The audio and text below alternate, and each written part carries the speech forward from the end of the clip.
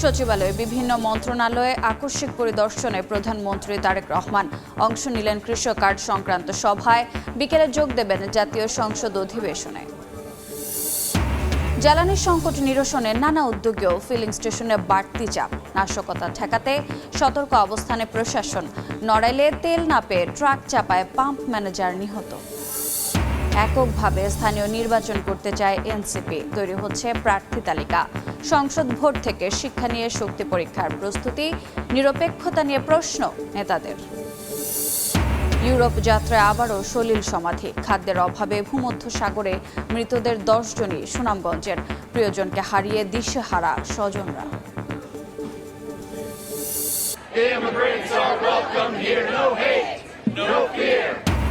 ইরানে আগ্রাসনের প্রতিবাদ খোদ মার্কিনদের। যুক্তরাষ্ট্রের বিভিন্ন শহরে ট্রাম্প বিরোধী বিক্ষোভ। স্থল অভিযানের প্রস্তুতি, পাল্টাপাল্টি হামলা অব্যাহত।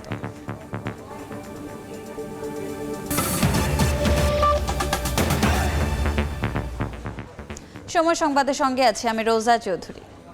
সচিবালয়ে প্রবেশ করে বিভিন্ন মন্ত্রণালয়ে আকস্মিক পরিদর্শন করেছেন প্রধানমন্ত্রী তারেক রহমান। এছাড়া কৃষক কার্ড সংক্রান্ত সভায়ও অংশ নেন তিনি। সকাল 9টার কিছু পর সচিবালয়ে আসেন প্রধানমন্ত্রী। গাড়ি থেকে নেমে নিজ দফতরে না গিয়ে পায়ে হেঁটে যান 6 নম্বর ভবনে। সেখানে তিনি বিদ্যুৎ, জ্বালানি ও খনিজ সম্পদ মন্ত্রণালয় পরিদর্শন করেন এবং কর্মকর্তা কর্মচারীদের সঙ্গে কথা বলেন। এভাবে ভবনটির 6ষ্ঠ তলা পর্যন্ত মৎস্য ও প্রাণী সম্পদ, প্রাথমিক ও গণশিক্ষা মন্ত্রণালয় পরিদর্শন করেন। এরপর 5 নম্বর ভবনের গৃহায়ন ও গণপূর্ত এবং 3 নম্বর ভবনের বাণিজ্য এবং স্বাস্থ্য মন্ত্রণালয় পরিদর্শন করেন। এভাবে সচিবালয়ের বিভিন্ন ভবনে অন্তত 8টি মন্ত্রণালয়ে ঝটিকা পরিদর্শন শেষে ফিরে আসেন মন্ত্রিপরিষদ বিভাগে। কৃষক কার্ড সংক্রান্ত সভায় সভাপতিত্ব করেন তারেক রহমান।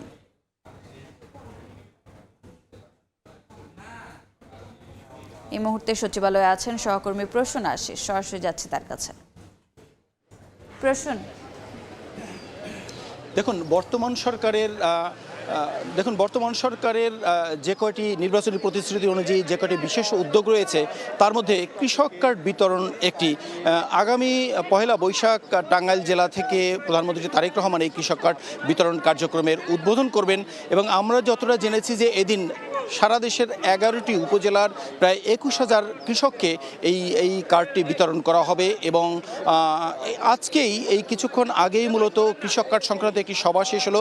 প্রধানমন্ত্রীর সভাপতিত্বে এই সভাটি অনুষ্ঠিত হয় এবং এখানে অর্থ মন্ত্রণালয়, কৃষি মন্ত্রণালয়, স্থানীয় সরকার মন্ত্রণালয় সহ বেশ কয়েকটি মন্ত্রণালয়ের মন্ত্রী, প্রতিমন্ত্রী এবং সচিবগণ এই সভাতে ছিলেন।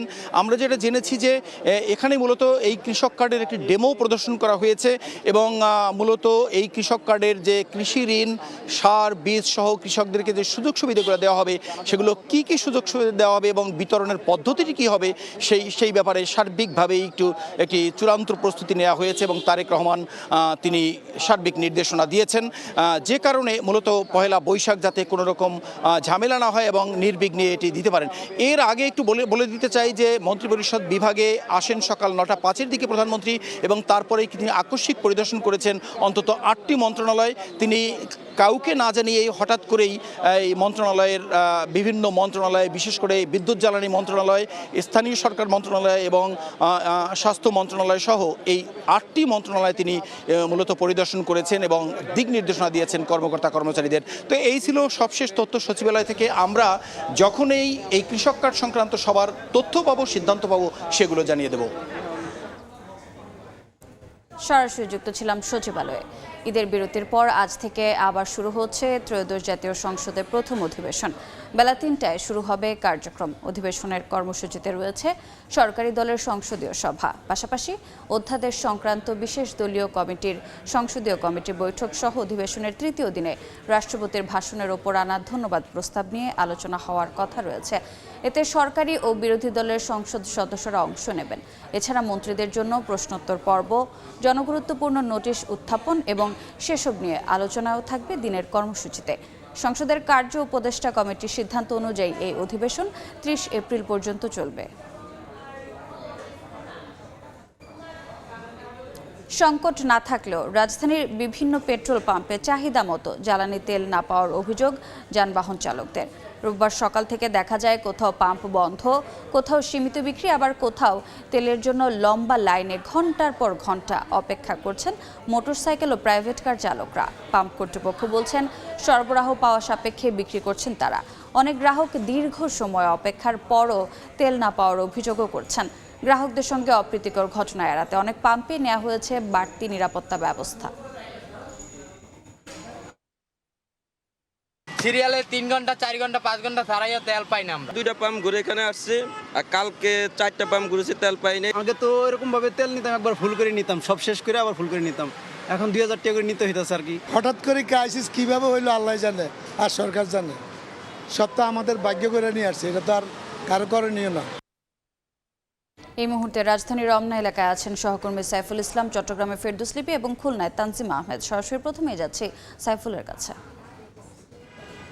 সাইফুল, আজও রাজধানীর ঢাকায় বিভিন্ন পাম্প দেখেছি, ঘুরেছি, দেখেছি মানুষের দুর্ভোগ, কষ্ট এবং ঘন্টার পর ঘন্টা লাইনে থাকাটা, কিভাবে একটু তেল নামক সোনার হরিণের জন্য দীর্ঘক্ষণ প্রায় 1 ঘন্টার পর ঘন্টা দাঁড়িয়েছিল। আমরা এখানে যদিও এখানকার গ্রাহকদের সাথে কথা বলে, চালকদের সাথে তারা কথা বলেছি, তারা বলছেন যে হয়তো অল্প কিছু সময় এখানে অপেক্ষা করতে হচ্ছে তাদের। কিন্তু রাজধানীর অন্যান্য পাম্পের পরিস্থিতি আমরা দেখেছি, কোথাও 1 ঘন্টা 2 ঘন্টা বা 3 ঘন্টার বেশি সময় ধরে অপেক্ষা করতে আমরা শুনেছি। এই যে দুর্ভোগ মানুষের, এই দুর্ভোগ থেকে কিন্তু আসলে তারা মুক্তি চান। তাদের চাওয়া হচ্ছে যে এই যে পরিস্থিতি, এই পরিস্থিতিটা কেননা বারবারই সরকার পক্ষ থেকে বলা হচ্ছে যে দেশে কোনো জ্বালানির সংকট নেই, তেলের সংকট নেই, তারপরেও পাম্প থেকে সরবরাহ কমের অজুহাতে এই যে রাজধানী কেন্দ্রিক পাম্পে যে জটিলতাটা তৈরি হয়েছে, তার থেকে আসলে মুক্তি চান এখানকার আগত চালকরা, ড্রাইভাররা। বলছেন যে ঘন্টার পর ঘন্টা লাইনে দাঁড়িয়ে তাদের যে কর্মঘণ্টা সেটি নষ্ট হচ্ছেন, অফিসে সময় মতো পৌঁছাতে পারেননি অনেকে। বিশেষ করে আজকে যখন স্কুল, কলেজ, ইউনিভার্সিটি, রাজধানী কেন্দ্রিক শহরের চাকরিজীবী যারা আছেন তাদের যখন পুরোপুরি কর্মব্যস্ততা বেড়েছে, সেই সাথেও কিন্তু গাড়ির চাপও বেড়েছে। সেই চাপটাই কিন্তু পুরোপুরি রাজধানীর এই যে এলাকাগুলিতে সেটি কিন্তু দেখা যাচ্ছে। তো সর্বোপরি বলা যায় যে এখানকার যে পরিস্থিতি, সেই পরিস্থিতি যে দিনের পর দিন কতটা আরও গভীরে যাচ্ছে, সেই গভীরতা থেকে কিন্তু মুক্তি চান চালক বা ড্রাইভাররা। তাদের দাবি পাম্পে যেন পুরোপুরি সরবরাহ করে জ্বালানি তেল। চট্টগ্রাম আছে আমাদের আরেক সহকর্মী রিপি, যাচ্ছি সেখানকার তেল সরবরাহের পরিস্থিতি জানতে। মধ্যে পড়তে হচ্ছে সাধারণ গ্রাহকদের। আমরা সকাল থেকে দেখেছি যেসব পেট্রোল পাম্প স্টেশনগুলো জ্বালানি তেল সরবরাহ করছেন সেখানে দীর্ঘ সারি, এবং এক একটা সারি কিন্তু প্রায় 1-2 কিলোমিটার পর্যন্ত চলে গেছে। এবং যারা গ্রাহক আছেন তাদের বক্তব্য অনুযায়ী আজকে এই সংকটটা আরও প্রকট হয়েছে, কারণ দীর্ঘদিন পর শিক্ষা প্রতিষ্ঠানগুলো খুলেছে, সে কারণে তাদের যে চিন্তা, সেই চিন্তাটা আরও বেশি বেড়ে গিয়েছে বলে তারা বলছেন। এবং আমরা যেসব পেট্রোল পাম্পে ঘুরেছি দেখা গেছে যে অধিকাংশ পেট্রোল পাম্প বন্ধ, এবং অল্প কিছু সংখ্যক পেট্রোল পাম্প তারা তেল সরবরাহ করছেন, এবং তাও সীমিত আকারের এবং সীমিত সময়ের জন্য। এবং যারা গ্রাহক আছেন তারা বলছেন যে একজন 5-6 ঘন্টা লাইনে দাঁড়িয়ে কিন্তু তারা তাদের যে কাঙ্ক্ষিত জ্বালানি তেল সেটা পাচ্ছেন। এবং বিশেষ করে শহরের বিভিন্ন প্রান্ত থেকে, দূর দূরান্ত থেকে কিন্তু শহরে যেসব পেট্রোল পাম্পগুলো তেল সরবরাহ করছেন তারা আসছেন। ফলে দেখা গেছে যে ভোগান্তি, তারা বলছেন যে বিশেষ করে সরকারের যে নজরদারি তা আরও বাড়ানোর জন্য এবং তেলের সরবরাহ যেন আরও বাড়ে, সে দাবি তারা করছেন। এবং প্রশাসনের পক্ষ থেকে আমরা দেখেছি যে এই সংকটে যেন কেউ অবৈধ মজুত না করে, সে কারণে কিন্তু বিভিন্ন ধরনের নজরদারি তারা রাখছেন। বিশেষ করে ডিপো, পাম্প স্টেশনগুলো এবং যেসব তেল সংশ্লিষ্ট প্রতিষ্ঠানগুলো আছে সেখানে তারা বিভিন্ন অভিযান পরিচালনা করেছেন। গতকাল মধ্যরাতেও পতেঙ্গায় আমরা দেখেছি যে একটি মিয়ানমারে পাচারকালে একটি বোটকে আটক করা হয়েছে। এর আগের দিনও প্রায় 6000 লিটার ডিজেল সহ একটি প্রতিষ্ঠানকে কিন্তু তারা জব্দ করেছেন। এবং প্রশাসনের পক্ষ মজুর ঠেকানোর জন্য সব প্রস্তুতি নিয়েছে বলে আমাদেরকে জেলা প্রশাসনের পক্ষ থেকে জানানো হয়েছে। তো এই ছিল আমার কাছে চট্টগ্রাম থেকে সর্বশেষ। আমরা খুলনায় চলে যাব তানজিনা আহমেদের কাছে, তিনি সেখানকার পরিস্থিতি জানাবেন। ফিলিং স্টেশনগুলোতে যানবাহনের দীর্ঘ সারি এটি গত কয়েকদিন ধরেই খুলনার নিয়মিত চিত্র হয়ে উঠেছে এবং আসলে এই মুহূর্তে আমরা খুলনা নগরীর পাওয়ার হাউস মোড়ে রয়েছে। এখানে রাস্তার দুই পাশে দুটি ফিলিং স্টেশন রয়েছে, দুটিতে আসলে দীর্ঘ সারি যানবাহনের এবং এই চাপ সামলাতে কিন্তু পাম্প কর্তৃপক্ষের হিমশিম খেতে হচ্ছে। একই সাথে জানিয়ে রাখতে চাই যে গত এক সপ্তাহের বেশি সময় ধরে আসলে একই রকম চিত্র, যানবাহনের নিয়মিত আসলে তারা অপেক্ষা করছেন তেল নেওয়ার জন্য এবং এর ফলে কিন্তু আসলে বিভিন্ন অপ্রীতিকর ঘটনাও ঘটেছে বলে আমরা জানতে পেরেছি। যেমন গতকাল রাতে পাওয়ার হাউস মোড়েরই মেঘনা পেট্রোলিয়াম নামে একটি ফিলিং স্টেশন, সেখানে তেল না থাকায় বিক্ষুব্ধ এক ব্যক্তি পাম্প কর্তৃপক্ষকে বিভিন্ন ধরনের হুমকিও দেয়, পরে তাকে পুলিশ হেফাজতে নেয়। এছাড়া এই যে দীর্ঘ সারি, তারা বলছেন যে বিভিন্ন ফিলিং স্টেশন ঘুরে ঘুরে তেল না পেয়ে তাদেরকে আসলে একটি থেকে আরেকটিতে যেতে হচ্ছে এবং এর ফলে কিন্তু এক ধরনের যে সংকট, সেই সংকট তৈরি হচ্ছে। যানবাহন চালক যারা রয়েছে তারা বলছেন ইচ্ছাকৃতভাবে কৃত্রিম সংকট তৈরি করা হচ্ছে এবং এর ফলে তাদের আসলে দৈনন্দিন যে কার্যক্রম সেটিতে ব্যাঘাত ঘটছে এবং এই ব্যাঘাত ঘটার কারণে তাদের যারা বিভিন্ন কাজে দূর দূরান্তে যান সেখানে যেতেও আসলে তাদের বেশ ভোগান্তিতে পড়তে হচ্ছে। আমরা বিভিন্ন সময় দেখি যানবাহন চালকরা তারা যানবাহন ঠেলে তাদের নির্দিষ্ট যে নিকটস্থ ফিলিং সেখানে নিয়ে যাচ্ছেন, আবার তেল না পেয়ে তাদেরকে আসলে অপেক্ষাও করতে দেখা গেছে এবং বিভিন্ন ফিলিং স্টেশনগুলোতে যে আইন শৃঙ্খলা বাহিনীর সদস্য আসলে নিয়োজিত করা হয়েছে, তাদের যে স্বাভাবিক কার্যক্রম সেটির জন্য আসলে সব মিলিয়ে এক ধরনের চাপ এবং উদ্বুদ্ধ পরিস্থিতি নিয়ন্ত্রণে আসলে পাম্প কর্তৃপক্ষ সহ আইন শৃঙ্খলা বাহিনীকেও কিছুটা হিমশিম খেতে হচ্ছে। তো খুলনা নগরী থেকে ফিলিং স্টেশনগুলো জ্বালানি তেল সরবরাহের যে খবর এবং যানবাহনের দীর্ঘ সারি আমার কাছেই ছিল সর্বশেষ। সরাসরি যুক্ত ছিলাম খুলনা, চট্টগ্রাম এবং রাজধানীর রমনা এলাকায়। নড়াইলে তেল না পেয়ে ট্রাক চাপা দিয়ে পাম্প ম্যানেজারকে হত্যার অভিযোগ উঠেছে। সিসিটিভি ফুটেজে দেখা যায় শনিবার রাতে সদরের তানভীর ফিলিং স্টেশনে তেল নিতে যান ট্রাক চালক সুজাত। দীর্ঘ সময় পরও তেল না পেয়ে ম্যানেজার নাহিদের সঙ্গে তার বাকবিতণ্ডা হয়। এরপর থেকে পাম্পে অবস্থান করছিলেন ওই ট্রাক চালক। রাত 2টার পর কাজ শেষ করে সহকর্মী জিহাদকে নিয়ে মোটরসাইকেলে বাড়ি ফিরছিলেন নাহিদ। পাম্প থেকে বের হতে তাদের মোটরসাইকেলকে চাপা দিয়ে পালিয়ে যায় ট্রাকটি। ঘটনাস্থলে মারা যান নাহিদ। আশঙ্কাজনক অবস্থায় জিহাদুলকে ঢাকায় পাঠিয়েছেন চিকিৎসক।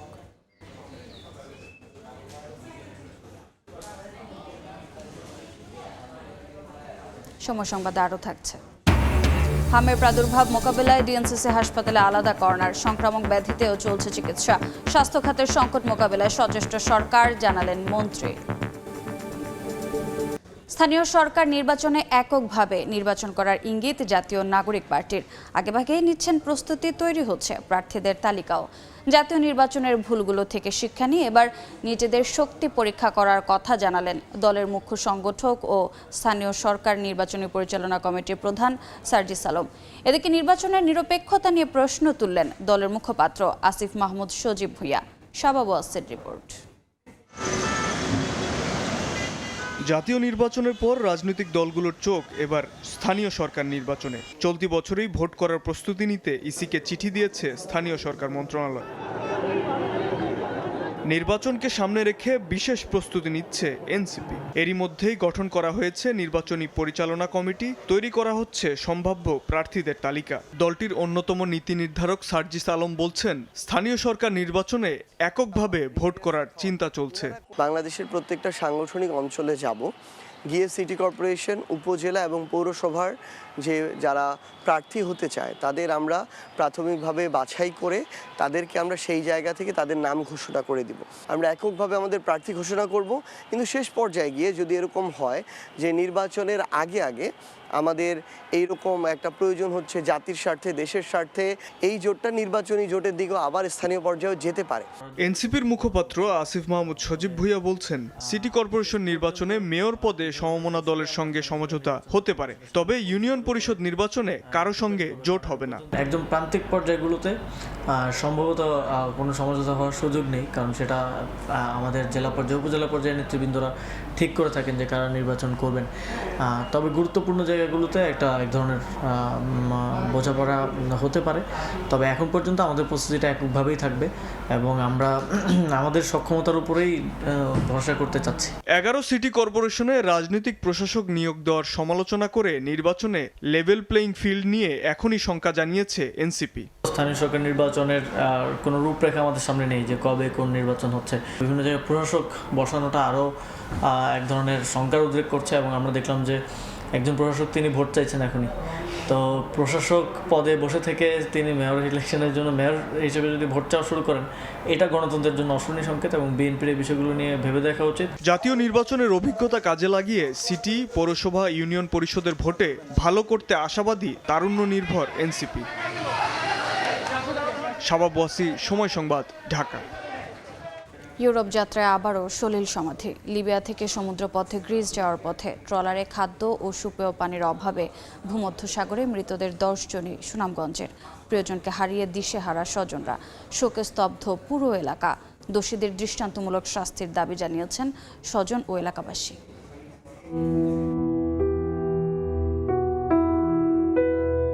সুনামগঞ্জের 3 উপজেলায় শোকের মাতম। পরিবারের দুঃখ গোছাতে এবং উন্নত জীবনের আশায় লিবিয়া হয়ে সমুদ্রপথে রওনা দেন সুনামগঞ্জের 10 বাংলাদেশি। তবে সেই স্বপ্ন অধরাই রয়ে গেল। দীর্ঘদিন সমুদ্রে ভেসে থাকা ট্রলারে খাদ্য ও সুপেয় পানির সংকটে একে একে প্রাণ হারান তারা। লিবিয়া থেকে নিরাপদে গ্রিসে যাওয়ার জন্য জনপ্রতি 12 লাখ টাকায় মানব পাচারকারী মুজিবুর রহমানের সঙ্গে অলিখিত চুক্তি করেন নুরুজ্জামান, সাজিদুর, শাহান, মুজিবুর। লিবিয়া যাওয়ার পর অর্ধেক টাকা পরিশোধ করেন দেশে থাকা স্বজনরা। চলতি বছরের ফেব্রুয়ারিতে বাড়ি থেকে বেরিয়ে যান তারা। অনেক কাঠখড় পুড়িয়ে লিবিয়া থেকে সাগর পথে ছোট নৌকায় গ্রিসের উদ্দেশ্যে যাত্রা করেন। যান্ত্রিক ত্রুটির কারণে নৌযানটি বিকল হয়ে 7 দিন ভূমধ্যসাগরে ভাসতে থাকে। শারীরিক দুর্বলতা, ক্ষুধা ও সুপেয় পানির অভাবে নৌকায় মারা যান 4 জন। গতকালকে 12টার সময় আমরা আমার এক বন্ধুর মাধ্যমে জানতে পারছি সে ভাই মারা গেছে। মুজিব হরিনাম তার মাধ্যমে গেছে গ্রামে, এরপরে যে আরো খেয়ে আসছে দালাল। একইভাবে সুনামগঞ্জের জগন্নাথপুরের সোহানুর, শায়েক আহমদ, মোহাম্মদ নাইম, আমিনুর রহমান ও মোহাম্মদ আলী সহ দোয়ারাবাজার উপজেলার এক যুবকের ক্ষুধায় তৃষ্ণায় মৃত্যু হলে পাচারকারীদের নির্দেশে মরদেহ সাগরে ফেলে দেওয়া হয়। গেম দেওয়ার আগেও 1 মাস আগ থেকে তারারে কোনো সঠিক খাবার দিছে না। খাবারের অভাবে তারা অসুস্থ হয়ে গেছে। প্রশাসন বলছে সিলেট বিভাগের সুনামগঞ্জে সক্রিয় মানব পাচারকারী চক্র।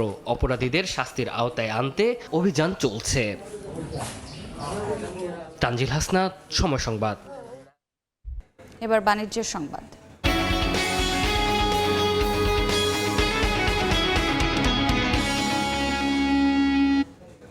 গত বছরের সমপরিমাণ জ্বালানি সরবরাহ করা হলেও কাটছে না সংকট। পেট্রোল পাম্প মালিকরা বলছেন, একদিকে যেমন চাহিদা বেড়েছে, অন্যদিকে থামেনি আতঙ্কিত হয়ে বাড়তি তেল কেনার প্রবণতাও। বিশেষজ্ঞরা মনে করেন, সমন্বয়হীনতা, যথাযথ পরিকল্পনার অভাব আর ব্যবস্থাপনাগত ঘাটতি চলমান সংকটের জন্য দায়ী। চাহিদা কমিয়ে সাশ্রয়ী হওয়ার পরামর্শ তাদের। সাইফুল ইসলামের ছবিতে ফারুক ভাইয়ের রবিনের রিপোর্ট। রাজধানীর পরিবাগের এই ফিলিং স্টেশনের কর্মকর্তাদের তথ্য মতে স্বাভাবিক সময়ে এখানে দিনে অকটেন বিক্রি হতো 20,000 লিটারের মতো। বর্তমানে যা উন্নীত হয়েছে 25 থেকে 30,000 লিটারে। তারপরও জ্বালানি তেল পেতে দীর্ঘ সারিতে অপেক্ষা গ্রাহকদের। কিন্তু কেন? আমাদের এখানে সরবরাহ স্বাভাবিক থাকার কারণে, অন্যান্য পেট্রোল পাম্পগুলো বন্ধ থাকার কারণে আমাদের এখানে চাপটা একটু বেশি। রাজধানীর বিজয় সরণির এই ফিলিং স্টেশনের চিত্রও একই রকম। আগের তুলনায় বিক্রি বাড়লেও কমেনি গ্রাহকের চাপ, বরং দীর্ঘ সারিতে অপেক্ষায় থাকতে হচ্ছে ঘন্টার পর ঘন্টা। আগে লাইনটা ধরেন যে আমার জাহাঙ্গীর গেট কখনোই ক্রস করতো না, এখন তো এটা এর পিছনে চলে গিয়েছে। ভিতরগতভাবে এটা আতঙ্কিত হয়ে তৈল একটু বেশি নেওয়ার চেষ্টা করছে। বাংলাদেশ পেট্রোলিয়াম কর্পোরেশন বিপিসি ও জ্বালানি বিভাগের তথ্য পর্যালোচনা করে দেখা যাচ্ছে, ইরান যুদ্ধ শুরুর পর সংকটের শঙ্কায় গ্রাহকদের বাড়তি তেল কেনার প্রবণতা দেখা দেয়। মার্চের প্রথম 5 দিনে ডিজেল বিক্রি হয় গত বছরের তুলনায় দ্বিগুণ হারে। পরিস্থিতি সামলাতে এরপর টানা 9 দিন তেল বিক্রি হয় রেশনিং পদ্ধতিতে। ঈদ যাত্রা সামনে রেখে রেশনিং উঠিয়ে নেয়ার পর 16 থেকে 18 মার্চ জ্বালানি তেল বিক্রির হার বাড়ে আগের বছরের একই সময়ের তুলনায় 10 থেকে 15%। ঈদের পর ডিপো থেকে তেল দেয়া হচ্ছে গত বছরের সঙ্গে মিল রেখে। তবে ঈদের লম্বা ছুটিতে ব্যাংক বন্ধ থাকায় পে অর্ডার জটিলতায় চাহিদা মাফিক তেল নিতে পারেনি অনেক পাম্প। একটা রাস্তায় যদি 10 কিলোমিটার মধ্যে 6টা পাম্প কোনো লোক বন্ধ দেখে, তার ভিতরে তো প্যানিক আরো বেড়ে যায়। সিদ্ধান্ত নিতে যত দেরি করবে ততই প্রবলেম হবে। একই সঙ্গে চলমান সংকটের পেছনে ব্যবস্থাপনাগত ঘাটতিকেও দায়ী করছেন বিশেষজ্ঞরা। আমাদের পেট্রোল অ্যান্ড অকটেন, হ্যাঁ, এর বেশিরভাগই ব্যবহার হয় সরকারি, বেসরকারি, স্বায়ত্তশাসিত প্রতিষ্ঠানে। 1 মাসের জন্য এখানে অর্ধেক ব্যবহার করতে হবে। ওকে, এটাকে বলে ফোর্সড কনজারভেশন। তাহলেই কিন্তু অনেক ডিমান্ড কমে যায়। বিশেষজ্ঞরা মনে করেন সংকটে সাশ্রয়ী হওয়ার কোনো বিকল্প নেই।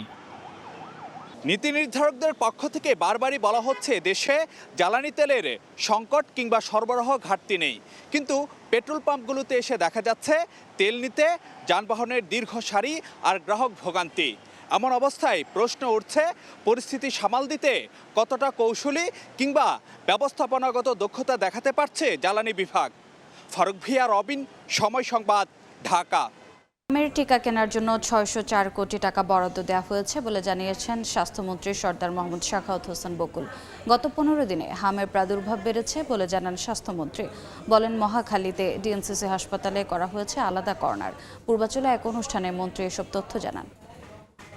For last 15 days, attack of measles is becoming a big burden for us.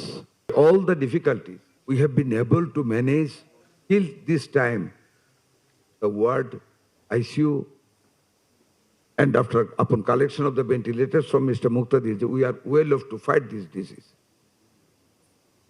But the number of patients every day is increasing. We have arranged DNCC, the Corona-Kalin establishment of ward and ICU. সময় সংবাদ, দেশের বাইরের খবর। ইরানে কয়েক সপ্তাহের জন্য স্থল অভিযানের প্রস্তুতি নিচ্ছে যুক্তরাষ্ট্র, এমন তথ্য জানিয়েছে পেন্টাগন। এদিকে ইসরায়েল জুড়ে ব্যাপক হামলা চালিয়েছে ইরান। তেহরানের পক্ষে হামলা অব্যাহত রেখেছে হিজবুল্লাহ ও হাউথি। জবাবে ইরানের সামরিক শিল্প কারখানা, নৌ সরঞ্জাম উৎপাদন কেন্দ্র ও পানি শোধনাগারে আক্রমণ করেছে যুক্তরাষ্ট্র ও ইসরায়েল। দ্বিতীয় মাসে গড়িয়েছে ইরানের বিরুদ্ধে ইসরায়েল যুক্তরাষ্ট্রের সংঘাত। ইসরায়েলের রাজধানী তেল আবিব সহ বিভিন্ন এলাকায় ভয়াবহ মিসাইল হামলা চালিয়েছে ইরানের বিপ্লবী গার্ড কর্পস। হাইফা শহরের রাডার সেন্টারকে লক্ষ্য করে হামলা চালানোর দাবি করেছে তেহরান। যুক্তরাষ্ট্র ইসরায়েলের বিরুদ্ধে ইরানের পাশে দাঁড়িয়েছে হিজবুল্লাহ ও হাউথি। ইসরায়েলের দক্ষিণাঞ্চলে দ্বিতীয় দফায় হামলার দাবি করেছে ইয়েমেনের হাউথি বিদ্রোহীরা। একই দিনে ইরানের সামরিক বাহিনী ও লেবাননের সশস্ত্র গোষ্ঠী হিজবুল্লাহ একযোগে ইসরায়েলের দিমোনা পারমাণবিক কেন্দ্রের আশপাশে থাকা ইসরায়েলি বাহিনীকে লক্ষ্য করে ব্যাপক হামলা চালায়।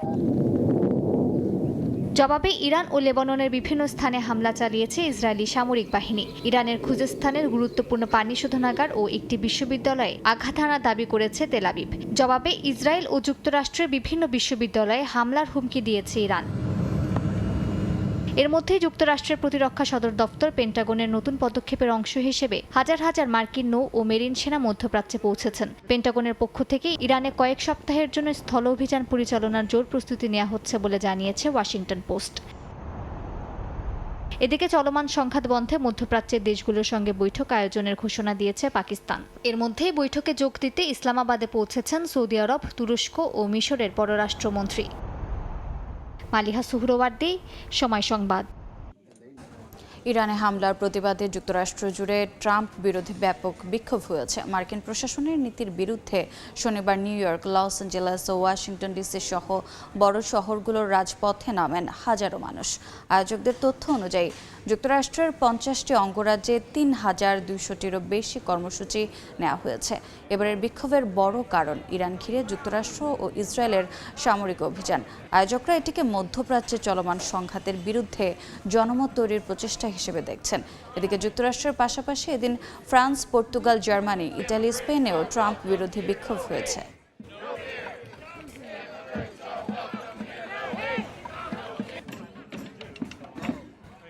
দেখছেন সময় সংবাদ। এবারে খেলার খবর। ফিফা প্রীতি ম্যাচে মেক্সিকোর সঙ্গে গোলশূন্য ড্র করেছে পর্তুগাল। এই ম্যাচের মধ্য দিয়ে সংস্কারের পর আবারও বিশ্বকাপের জন্য খুলে দেওয়া হয়েছে মেক্সিকোর আজতেকা স্টেডিয়াম। মৌলিক অধিকার বাস্তবায়নের দাবিতে ম্যাচের আগে রাজধানীর প্রধান সড়কগুলোতে বিক্ষোভ করেন স্থানীয়রা। এ কারণে অনিশ্চয়তা ছিল ম্যাচ নিয়ে। তবে নির্ধারিত সময়ে মাঠে গড়ায় মেক্সিকো পর্তুগাল ম্যাচ। রোনালদো না খেলায় কিছুটা হতাশ ছিলেন দর্শকরা। এর উপর আবার আক্রমণ আর পাল্টা আক্রমণের পরেও কোনো গোল করতে পারেনি দুদল। ফলে গোলশূন্য ড্রয়ে শেষ হয় ম্যাচ। তবে এদিন ম্যাচের শুরুতে গ্যালারির এক অংশ থেকে অন্য অংশ যাওয়ার সময় পড়ে গিয়ে মারা যান এক দর্শক। এতে সংস্কারের পর খুলে দেওয়া স্টেডিয়ামে নেমে আসে বিষাদের কালো ছায়া। সময় সংবাদের শীর্ষ সংবাদগুলো জানিয়ে দিচ্ছে আরেকবার। সচিবালয়ে বিভিন্ন মন্ত্রণালয়ে আকস্মিক পরিদর্শনে প্রধানমন্ত্রী তারেক রহমান অংশ নিলেন কৃষক কার্ড সংক্রান্ত সভায়। বিকেলে যোগ দেবেন জাতীয় সংসদ অধিবেশনে।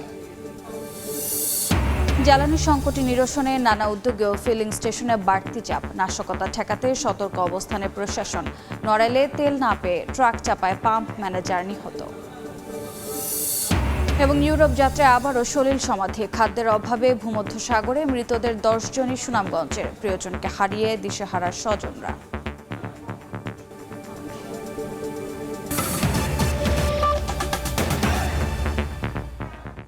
এ ছিল দুপুর 12টার সময় সংবাদ। এরপর খেলার সময়ের সঙ্গে থাকবেন মাকসুম আলম খান।